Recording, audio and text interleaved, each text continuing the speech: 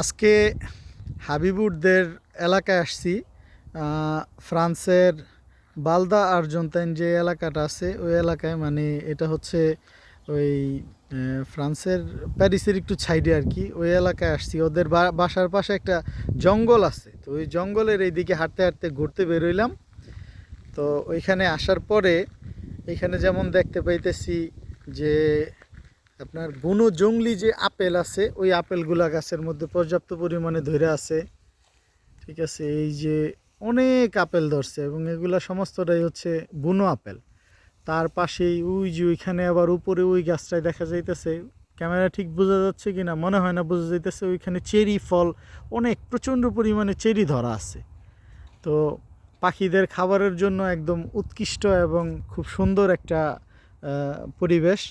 এখানটায় ঘুরতে পেরে খুব ভালো লাগতেছে। আসো, হাবিবুর বলল যে ওই দিকটায় নাকি এই তো আলহামদুলিল্লাহ, ওই দিকটায় নাকি কিসের যেন আছে,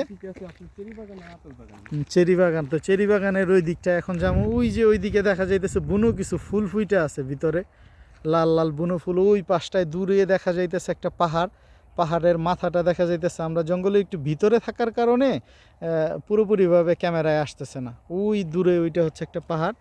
তো ওই দিক দিয়ে যাইবা, তো আমরা এখন ওই চেরি বাগানের ওই দিকে যাইতেছি আর কি। দেখি, আশা করি এই দিকটা ঘুরে। এবং আজকে খুব রৌদ্রোজ্জ্বল একটা আবহাওয়া, এবং এই আবহাওয়ার মধ্যে এই যে বিভিন্ন ধরনের বুনো ফুল ফুইটা আছে বিভিন্ন কালারের। এইদিকে লোকজন খুব একটা হাঁটতে আসে বইলে আমার মনে হয় না, কত সুন্দর সুন্দর ফুল ফুইটা আছে।